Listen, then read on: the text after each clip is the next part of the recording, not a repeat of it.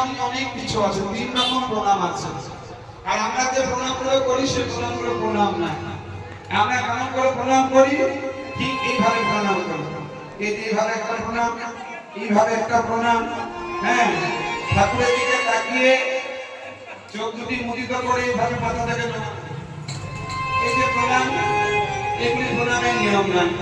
প্রণামের নিয়ম 3টি আমি বলে দিয়ে যাই। 1 নম্বর প্রণাম হলো ষষ্ঠাঙ্গে প্রণাম, যেটা গড়াগড়ি দেওয়া। বৃন্দাবনের মাটিতে যদি গড়াগড়ি দেয়,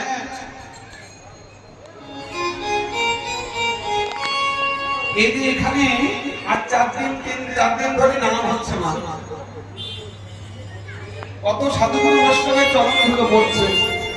ষষ্ঠাঙ্গে যদি এই আসরের মধ্যে গড়াগড়ি দিতে পারে, সে বৃন্দাবনে গড়াগড়ি দেওয়ার সমান হবে। হ্যাঁ, এই ব্রজের ধুলো গায়ে মানতে হয় মা। যদি আপনার রাধারানীর প্রতি বিশ্বাস থাকে, আমরা সমস্ত রোগ জ্বালা রাধারানী হরণ করবেন। তাই মাখবো আমরা যে ধুলো মাখার, হ্যাঁ, ভগবান মেখেছিলেন, যে ধুলো মাখা